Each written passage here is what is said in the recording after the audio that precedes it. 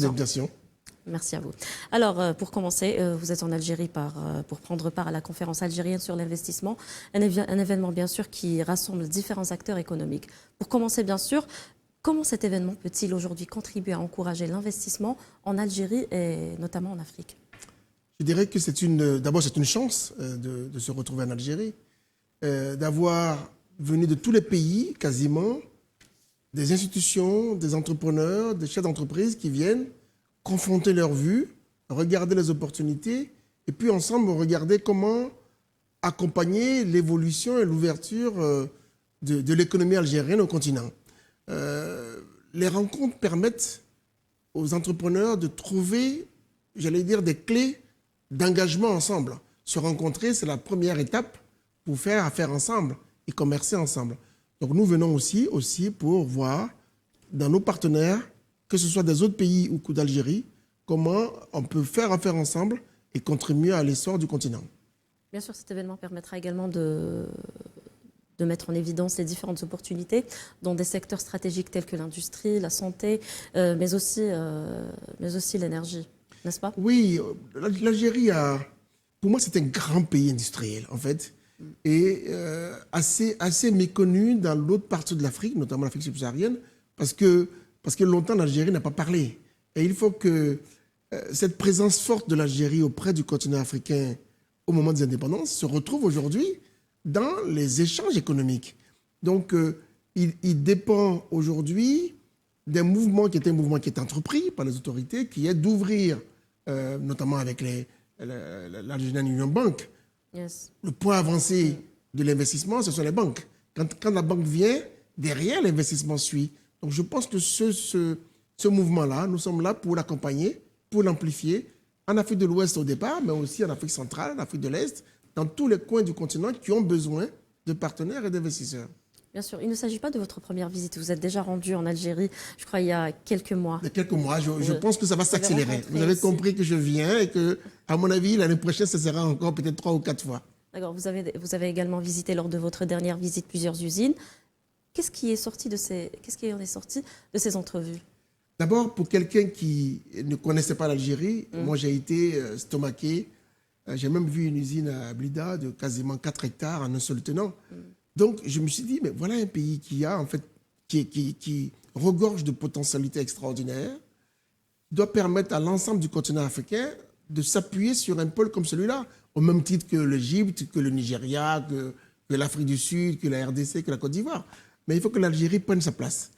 Dans les premiers contacts, dans la métallurgie, dans la pharmacie, dans l'industrie agroalimentaire, on a commencé à nouer des liens. Mon travail, c'est de trouver des partenaires à mes clients. C'est de leur trouver dans un pays celui qui va leur permettre d'atterrir en douceur. Vous savez, investir à l'étranger, c'est prendre un risque, comme dans tout business. Mais venir dans un pays et trouver un partenaire du même secteur qui est prêt à faire le premier pas avec vous, ça vous permet d'amoindrir le risque. J'allais dire, comme je disais tout à l'heure, d'atterrir en douceur. Et notre rôle dans cette plateforme que nous avons, C'est de mettre en contact. C'est de mettre en contact, c'est de créer le premier contact, le premier lien qui permette que les affaires progressent. À ce sujet, nombreux sont les hommes d'affaires algériens qui investissent ces dernières années dans différents pays africains. Mais en contrepartie, rares sont les investisseurs africains en Algérie. Pourquoi? Pourquoi?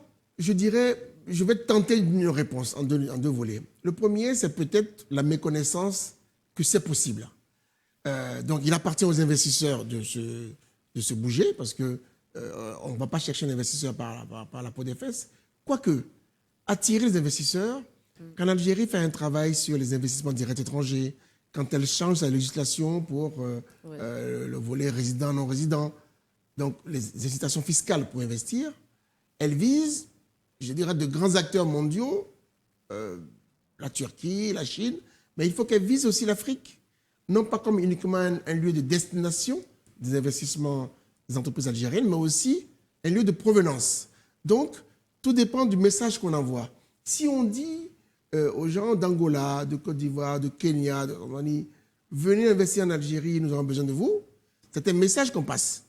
Je dirais que pour l'instant, la force de l'Algérie, elle est perçue comme un pays puissant, stable, liquide, qui peut venir investir. Il faut aussi qu'elle laisse passer le message qu'elle a envie de recevoir des investisseurs venus d'Afrique. D'accord. Comment évaluez-vous aujourd'hui les investissements sur le continent africain? Je dirais que tout le monde dit que l'Afrique est le continent de l'avenir. Moi, je dis que c'est le continent d'aujourd'hui. Il n'y a pas meilleur endroit pour investir. Parce qu'on a besoin de se loger, de se déplacer, de se vêtir, de manger. Et tout ceci, sans oublier les infrastructures. Il y a, je dirais, ce ne sont que des opportunités. Seulement, c'est un vrai champ de bataille. C'est une très bonne chose d'ailleurs que l'Afrique ne soit pas uniquement aux mains d'un espace, d'un camp. C'est ouvert à tout le monde. Donc les Européens, les Américains, les Chinois, les Turcs. Mais il faut que les Africains eux-mêmes, notamment ceux d'Afrique du Nord, ceux d'Afrique du Sud, j'allais dire, investissent en Afrique. Donc c'est un champ ouvert à la compétition. Il y a un espace énorme. Et je vous dirais, tout à l'heure, vous avez cité, dans la santé, dans la pharmacie, dans l'industrie de transformation, dans l'agroalimentaire, dans les infrastructures, dans les matériaux de construction, c'est autant de secteurs où il y a de la place. Et il y a des acteurs déjà présents, des acteurs nationaux, qui ne demandent qu'à faire des joint ventures à Miami avec des partenaires venus d'ailleurs, notamment venus d'Algérie. En parlant de l'Algérie, elle s'est employée à créer un climat attractif via bien sûr l'investissement empreint de confiance, notamment suite à la mise en œuvre du Code de l'investissement, qui a apporté beaucoup de facilitations notamment, et qui a apporté aussi beaucoup de points positifs. Selon vous, quels sont les secteurs qui pourraient intéresser aujourd'hui les hommes d'affaires étrangers, notamment africains aussi en Algérie? Je l'ai dit, quasiment tous les secteurs. Moi, demain, si vous me dites, peut-être pas vous, mais si les autorités et les entrepreneurs algériens nous parlent de recherche de partenaires dans la cimenterie, de recherche de partenaires dans la transformation agroalimentaire, dans la logistique, on a autant d'éléments sur lesquels il y a de grands champions en Afrique de l'Est, en Afrique de l'Ouest, en Afrique centrale, qui ne demandent qu'à venir aussi concourir à apporter au marché algérien des partenaires. Donc je pense que c'est juste une question de message. Vous savez, dans les affaires, il y a d'abord le signal. Le signal de l'Algérie, moi je dis toujours Algeria is back. Il y a bien cette envie d'être enfin massivement présent dans l'Afrique. Il faut qu'on rajoute à cela un message d'attractivité des investisseurs de l'autre partie de l'Afrique, notamment cette subsaharienne, sur le marché algérien. Il faut leur dire, le marché algérien n'est pas fermé, il est ouvert. Trouvez un partenaire ici et vous pourrez faire affaire dans énormément de champs d'activité.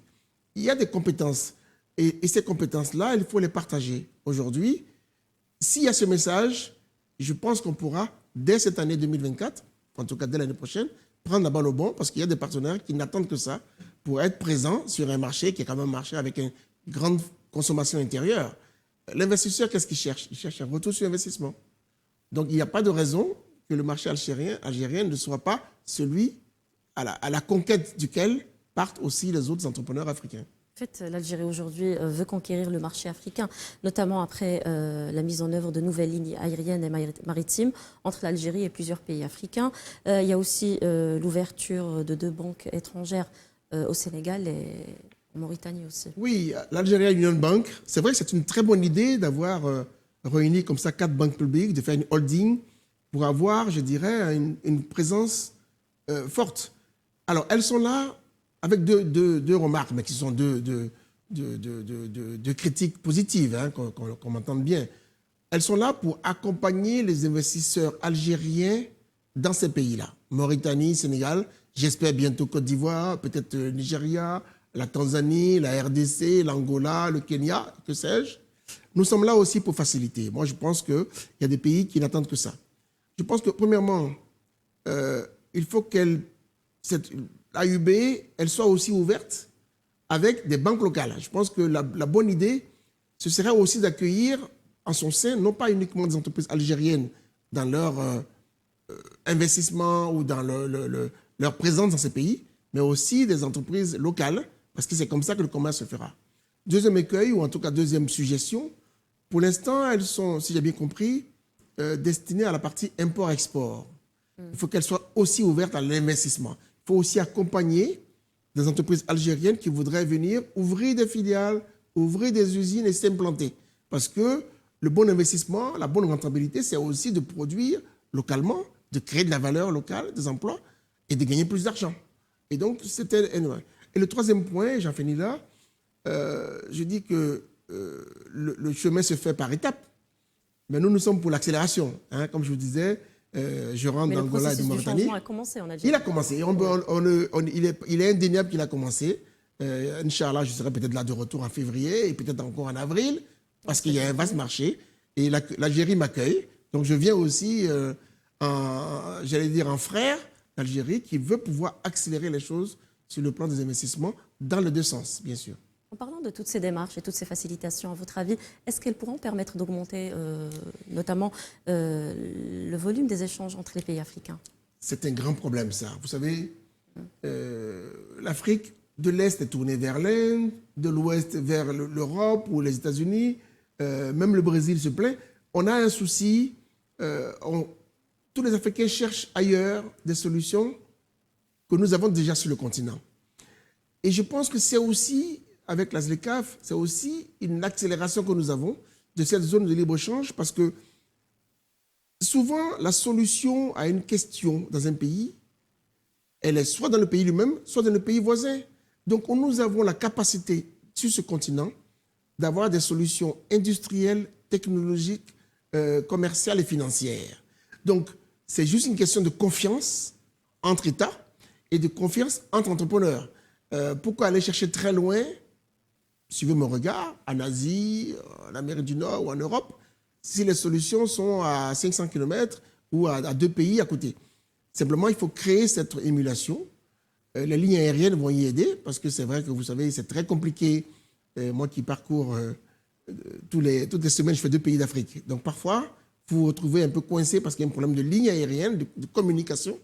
Et puis, les blocages en termes de devises, en termes d'échanges, ce sont des solutions que la ZLECAf, au fur et à mesure, va résoudre. Les choses commencent à bouger. Elle bouge. Je pense qu'il n'y a pas de raison que l'Afrique, continent d'aujourd'hui et de demain, ne soit courtisée que par ceux qui viennent hors d'Afrique.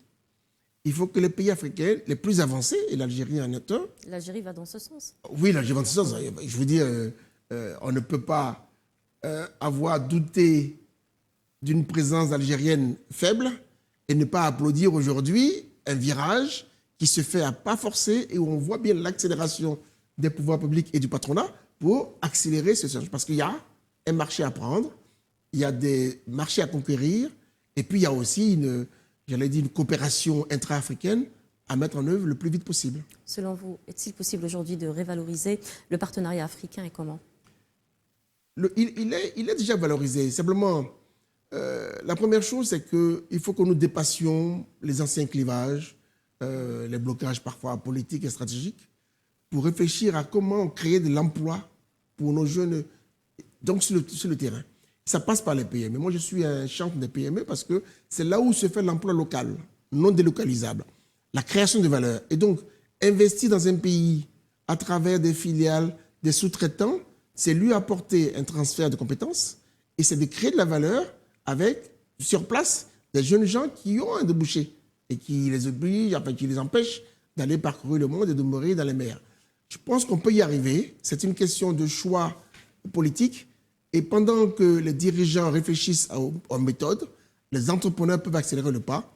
Ce type de forum comme le Algerian Investment Conference permet de casser les barrières, de créer des liens, parce que quand on se connaît, on est plus en confiance pour investir, parce qu'investir, c'est prendre un risque, et minimiser le risque, c'est de connaître son partenaire. Et l'Algérie est sur le chemin. Nous sommes là pour accélérer le mouvement et peut-être lui permettre de réussir son pari. D'accord, comme vous l'avez dit, le processus du changement en Algérie a été lancé et il est sur le bon chemin. En parlant de la ZLECAf, l'Algérie a rejoint officiellement l'initiative de commerce guidé, la ZLECAf. N'est-ce pas une opportunité pour conquérir le marché africain? Moi, sur la ZLECAf, j'ai deux remarques. Une enthousiaste, une un peu plus frileuse. Je commence par la frileuse. Je dis simplement que c'est une très bonne idée.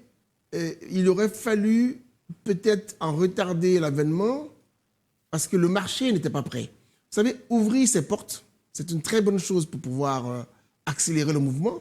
Mais quand on l'ouvre, il faut être prêt soi-même à y participer. Et je trouve que la transformation industrielle sur le continent n'est pas encore prête. Et donc, il y a le risque, entre guillemets. Mais qu'est-ce qui manque? Vous dites qu'elle n'est pas encore prête. Mais elle n'est pas encore prête parce que il y a des décisions stratégiques et politiques d'importer plutôt que de produire. Vous savez, parfois, l'Afrique, c'est un peu plus de 300 millions de dollars d'importation de nourriture dans un pays, dans un continent aussi riche, avec une terre aussi belle. Ça veut dire qu'il y a un souci dans l'investissement agricole, par exemple, dans la transformation agricole. Le savoir-faire algérien, dans ce sens, devrait aujourd'hui permettre de nouer entre chambres d'agriculture d'Algérie et certains pays d'Afrique des liens qui permettent de transférer la compétence. Pourquoi je parle de frilosité? C'est parce que si vous ouvrez votre porte pour avoir des investisseurs qui viennent, vous allez très vite avoir des filiales d'entreprises non africaines, donc comme des chevals de Troie, mais c'est le propre du business, hein, c'est d'ouvrir à la compétition. Simplement, cette compétition, elle peut être faussée si l'Afrique elle-même ne s'est pas dotée des meilleures garanties pour faire face. Quand on ouvre le chemin, il faut soi-même se faire une montée en compétence pour le faire. Ceci dit, maintenant que c'est fait, on n'a pas le choix. Il faut accélérer cette mutation industrielle de transformation locale des matières premières, des produits agricoles et de transformation des produits de consommation. Et j'en viens au côté positif. Il n'y a pas mieux. C'est un marché fabuleux, 1,6 milliard, demain 2 milliards d'habitants, qui ont besoin, comme tout à l'heure je disais, de se vêtir, de se déplacer, de se loger, etc. Donc c'est autant d'éléments, mais ces besoins-là, ils peuvent être satisfaits par la production locale. Quand je dis locale, je veux dire continentale. Ça veut dire qu'il y a moyen de réfléchir très vite à des pôles d'excellence, peut-être au niveau régional, pour que quand on a un besoin kényan, on trouve des solutions peut-être en Éthiopie, peut-être à Madagascar, peut-être en Afrique du Sud. Quand il y a un besoin en Afrique de l'Ouest, mais dans la bataille que l'Algérie a sa place à jouer, vous voyez, parce qu'en termes de proximité, c'est ça. Et ça passe par des liens entre entreprises. Je pense qu'aujourd'hui, il y a sur le continent de très bons managers, de très bons cadres, des entrepreneurs qui sont prêts. Il faut qu'on crée ce lien avec des échanges permanents. Les systèmes existent aujourd'hui de communication et d'échange pour que là où il y a un besoin, il y a une sorte de consortium continental qui se met en place. C'est en tout cas le désir et ce que j'appelle de mes voeux. D'accord. Dans le cadre de vos missions, vous sillonnez le monde à la recherche et à la rencontre de différents acteurs économiques.